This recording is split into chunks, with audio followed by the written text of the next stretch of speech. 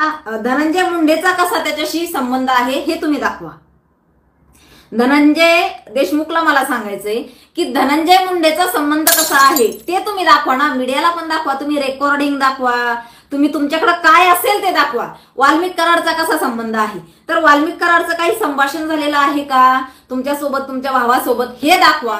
बरं का रे बकासूर, तुला वेगळा विषय मिळालेला आहे, कळलं का? तुला हे बोललेत ना शास्त्री, हे तुला भेटलंय, तुला तेच पाहिजे होतं। तू वाट बघून होता, वाट बघतच होता तू की मला काय मिळणार। इतका महाराष्ट्रामध्ये जातीय द्वेष निर्माण झाला ना, मी म्हणते कुठल्याच राज्यामध्ये इतका निर्माण झाला नसेल, कारण महाराष्ट्रामध्ये हे जे जातीय द्वेषाचं रोपटं लावलंय ना, त्याला खतपाणी घालणारे आमचे वाकडे सुवर बाबा आणि वाकडे सुवर बाबांचा नात। मला काय म्हणायचं, शास्त्रींनी समजून घेतलं, ठीक आहे, त्यांनी सांगितलं की बाबा मी काय समर्थन केलेलं नाही, परंतु मला काय म्हणायचं, त्यांनी समर्थन केलेलं नाहीये बरं का, पण त्यांनी खरी बाजू मांडली होती। काय प्रवाहाबरोबर वाहतोय ना आपण, हे कुणीही करतं, अगदी त्याच्यामध्ये तुम्ही एखादी काठी टाकावं, ती काठी पण त्या प्रवाहाबरोबर निर्जीव असते, ती वाहत जाते।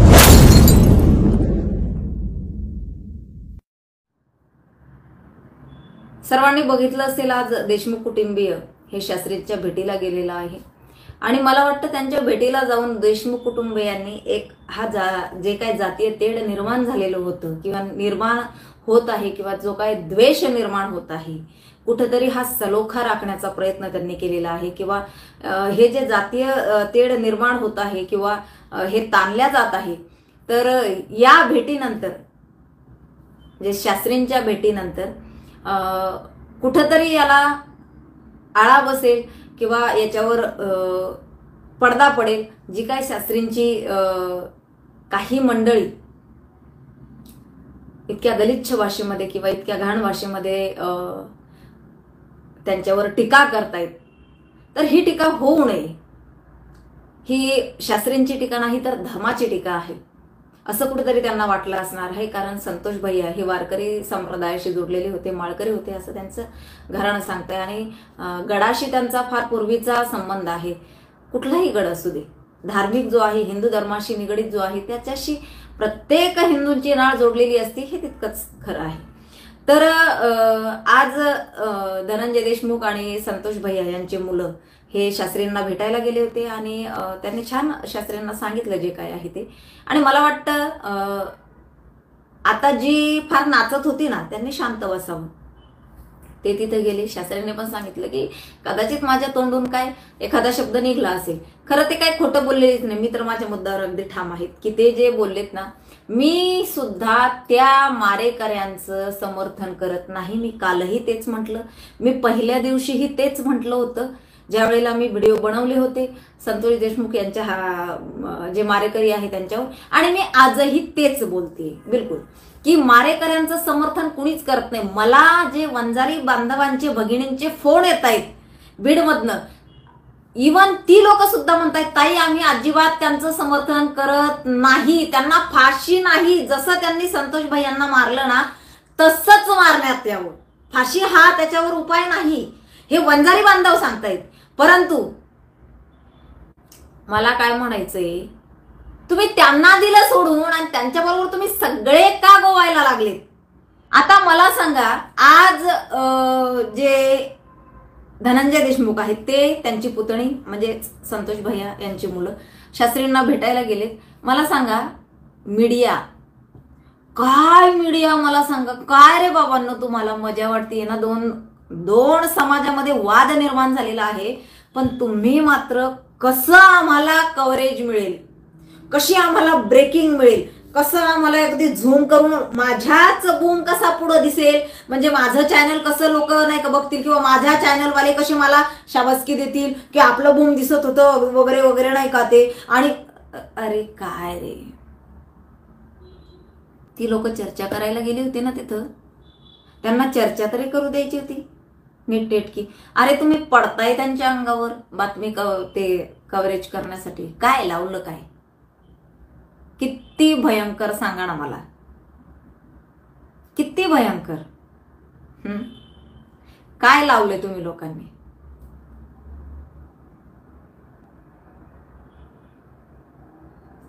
इतका विचित्रपणा एकमेकावर पडतायत पार की त्यांना दाखवू द्या ना काही पुरावे. बरं, धनंजय देशमुखांचं म्हणणं होतं की मी काही पुरावे त्यांना घेऊन जाणार आहे. मला माहित नाही त्यांनी काय पुरावे दाखवले. मला एक म्हणायचं होतं, मीडिया आता तिथं गेलीच होती ना मीडियाने, कारण ते काय त्याच्यामध्ये तर काही दिसलं नाही. त्यांनी ते फोटो दाखवले, त्या फोटोत म्हणजे माझे भाऊ कसे गडाशी जोडलेले आहेत किंवा आम्ही कसं गडाशी जोडलेलो आहोत हे ते दाखवत होते. आणि ते दुसरं म्हणत होते की मी तुम्हाला दाखवू शकत नाहीये, ते जे पुरावे आहेत ते दाखवू शकत नाही. मला काय म्हणायचंय की धनंजय मुंडेचा कसा त्याच्याशी संबंध आहे हे तुम्ही दाखवा. धनंजय देशमुखला मला सांगायचंय की धनंजय मुंडेचा संबंध कसा आहे ते तुम्ही दाखवा ना. मीडियाला पण दाखवा, तुम्ही रेकॉर्डिंग दाखवा, तुम्ही तुमच्याकडे काय असेल ते दाखवा. वाल्मिक कराडचा कसा संबंध आहे तर वाल्मिक कराडचं काही संभाषण झालेलं आहे का तुमच्यासोबत, तुमच्या भावासोबत, हे दाखवा. अगदी मी घाबरत नाही बोलायला, घाबरणारच नाही मी, अगदीच काय संबंधच नाही. अगदी आम्ही पब्लिक आहोत आणि आम्हाला अधिकार आहे बोलण्याचा, तो अभिव्यक्ती स्वातंत्र्य आहे आम्हाला, आमचे प्रश्न मांडण्याचा, आणि ते आम्ही मांडतोय. मला काय म्हणायचंय, तुमच्याकडे आहे ना ते तुम्ही दाखवा की वाल्मिक कराड आणि धनंजय मुंडेचा संबंध कसा या गोष्टींशी. आज सुशीलदादांनी एक क्लिप दाखवली कुठल्या तरी महाराजांची, आणि त्या महाराजांनी हे कधी अगोदर केलेलं वाक्य आहे म्हणतात त्यांच्या प्रवचनामध्ये, बरं का, की तुळशीची माळ घातलेली तू मी, आणि हे वाक्य काही त्यांनी महंतांना म्हणजे शास्त्रींना केलेलं नव्हतं. परंतु ती क्लिप कट करून, काय यांना म्हणजे ट्रॉफ्या द्याव कुठल्या कळत नाहीये, ती कट करून ती क्लिप शास्त्रींनाच आहे हे दाखवण्याचा प्रयत्न.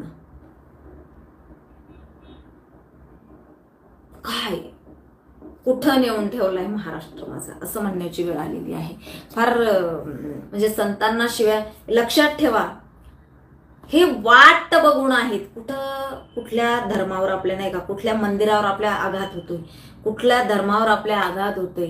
गुरुमाऊली झालेत, शास्त्री झालेत, म्हणजे एक एक एक एक एक एक काढायला लागलेत हे. हा, आणि ते कौतुक करतायत बरं का. जी लोक शास्त्रींवर टीका करतील, जी लोक माऊलींवर टीका करतील, त्या लोकांचं हे कौतुक करतायत. हा विचित्रपणा लावलेला आहे. मला काय म्हणायचंय भावांनो, सगळ्यांना माझी विनंती आहे, सर्व भावा बहिणींना माझी विनंती आहे, लक्षात घ्या. काय झालं, जाती जातीमध्ये वाटल्या गेलोय आपण, म्हणून हे इतकं विष पसरलं आहे. आणि ज्या जातीय किड्याला हे साध्य करायचं होतं त्याने ते साध्य करून घेतलं. तुला काय म्हणायचंय भावांनो बहिणींनो, आपण जे काही गमावलं ना ते मिळवणं फार कठीण आहे आपल्याला. फार काही गमावलं आपण, फार काही गमावलेलं आहे. लक्षात घ्या, याला किती दिवस लागतील ना. हा, जे आपण तोडलं आणि जे दुभंगल्या गेलोय ना ते फार अंतर झालंय. पुन्हा जवळ येण्यासाठी कित्येक युग, मी म्हणते वर्ष लागतील सांगता येणार नाही, कित्येक शतक लागतील सांगता येणार नाही, अशी अवस्था याने करून ठेवली. परंतु आपण याचं ह्या गोष्टींकडे न बघता मला असं वाटतं आपण एकत्र येणं फार गरजेचं आहे. हे काय असतील ना चिमूटभर यांना फेकून द्या रे, फेकून द्या यांना, खूप झालंय. यांनी महाप्रलय आणलेला आहे, जातीयवादाचा महाप्रलय आलेला आहे महाराष्ट्रामध्ये. जितका महाराष्ट्रामध्ये जातीय द्वेष निर्माण झाला ना, मी म्हणते कुठल्याच राज्यामध्ये इतका निर्माण झाला नसेल. कारण महाराष्ट्रामध्ये हे जे जातीय द्वेषाचं रोपटं लावलंय ना त्याला खतपाणी घालणारे आमचे वाकडे सुवर बाबा आणि वाकडे सुवर बाबांचा नातू सोशल मीडियाच्या माध्यमातून त्यांच्या ज्या टीम सक्रिय आहेत ना जातीयवादाच्या, त्या रोपट्याला खतपाणी घालण्यासाठी काय सांगायचं तुम्हाला. अगदी काही मिनिटांमध्ये ते लोक असे काही तुटून पडतायत ना. कुणी काय म्हटलं की अक्षरशः ज्याने कुणी चांगल्या गोष्टीचा विरोध केला असेल ना तो बिचारा लेफ्ट होतो, त्या डिलीट करतो त्याचा अकाउंट आणि गबसतोय, बाबा कोण डोक्याला ताण करून घे. इतकी यांनी अराजकता माजवून ठेवलेली आहे, लक्षात ठेवा. इतकी दहशत यांनी माजवून ठेवलेली आहे. हा, भयंकर भयंकर. अगदी बरोबर, सुशिक्षित मराठा त्याच्यासोबत नाही, हे तेवढंच. अगदी अगदी अगदी अगदी मान्यच करावं लागेल. सुशिक्षित मराठा त्याच्या सोबत नाही आणि नसणार, ह्याच्यानंतर नसणार बिलकुल. आता तुम्हाला सांगते, आपण आहे ना हातावर हात ठेवून गप्प न बसता माझी विनंती आहे सर्वांना की आपण ज्याच्याकडून जसं होईल ना त्या पद्धतीमध्ये आपल्याला काम करायचं आहे. ज्याच्याकडून जे होईल, ज्याला सोशल मीडियावर व्यक्त होता येत असेल त्याने हिंदुत्वाचं म्हणते, हिंदुत्वाचं काम म्हणते मी. आपल्याला एक व्हायचं आहे परत. बऱ्यापैकी आपण म्हणजे मला असं वाटतं अगदी फक्त काहीतरी थोडंसं राहिलं होतं. म्हणजे यांनी जे फाडलं होतं ना आणि जे आपण पुन्हा त्याला शिवण्याचं काम केलं असं म्हणायला हरकत नाही किंवा जोडण्याचं काम केलं, ते थोडंसं राहिलं होतं एवढंच बघा. तेवढ्यात मध्ये संतोष भैयांचं ते आणि ते पुन्हा याने असं करून ठेवलं. परंतु समंजस लोकांना हे माहिती आहेत, ते याच्यामध्ये भरकटल्या जात नाहीये आणि ते लोक अगदी आवर्जून सांगतायत, ताई नाही आम्ही याने कितीही नाचू देत, आम्ही याच्या भानगडीत पडणार नाही. आता आम्हाला कळून चुकलेलं आहे. याचा उद्देश काय आहे, याचा स्वार्थ काय आहे, याला काय साध्य करायचं आहे हे आमच्या लक्षात आलेलं आहे आणि आम्ही नाही आता या जाळ्यामध्ये आम्ही गुरफटणार नाही, हे स्पष्टपणे बोलतायत हिंदुत्ववादी विचाराचे लोक. माझी विनंती आहे माझ्या भावा बहिणींना की ज्याला जे जमेल ना त्याने ते करा. लिहिता येत असेल लिहा, आवाज उठवता येत असेल तुम्ही आवाज उठवा, ज्याला थांबवता येत असेल त्याने थांबवा. परंतु हे जे काही यांनी जातीय किडा जो काही पसरवणं लावला ना, जे चक्र सोडलेलं आहे ना, या चक्राला थांबवा. हा, हे थांबवा आणि हे आपणच थांबवू शकतो. कारण मीडियाचं तर काय ठरलेलं आहे बघा, मीडियाने ठरवलेलं आहे की आम्ही म्हणजे जातीमध्ये आम्ही तेढ निर्माण करणारच. त्याचेच त्यांना पॅकेज आलेले. ज्या पद्धतीमध्ये ते एकमेकांच्या बोकांडी असे पडतायत ना ते फुटेज घेण्यासाठी, बाप रे बाप, काय निघतोय का शब्द आणखी, म्हणजे तोच पकडायला इतकं त्यांनी. आता तुम्हाला सांगते ना, 28 डंपर त्याचे कुठं उभे राहतात त्याचा मी तुम्हाला ऍड्रेस देईल. जाऊन बघा, यावेळेला तिथे उभे असतात ते, कुठली ते कोणत्या पट्ट्यातली ते वाळू वाहतात ना ते बघा. सगळ्या डिटेल आहेत माझ्याकडे, सगळ्या डिटेल आहेत. ह्याच्या ऑफिसमध्ये रात्रीचं खेळ चाले बरं का. रात्री याच्या ऑफिसमध्ये म्हणे छमछम छनानाचा आवाज येतो. हा, ह्याचं ऑफिस त्याच्यासाठीच प्रसिद्ध आहे. काय ते आलिशान ऑफिस बांधलंय, काय ते ऑफिस मधलं तुम्हाला काही अपडेट येते का हो? ऑफिस मधनं कुठलं काम चाललंय? ऑफिसमध्ये रात्री आहे ना टंग टंग चालू असतं. हा, सगळ्या खबरी आल्या आहेत बरं का, सगळ्या खबरी आलेल्या आहेत, सगळे व्हिडिओ आलेले आहेत, सगळं आलेलं आहे. माझ्याकडे नाही आलंय कुणाकडे तरी. ते मला म्हटले ताई तुम्हाला नाही देणार आम्ही, तुम्ही बाबा लय खतरनाक आहे, तुम्हाला दमच निघत नाही, तुम्ही धाड दूर दूर दूर करताय, त्यामुळे तुम्हाला नाही.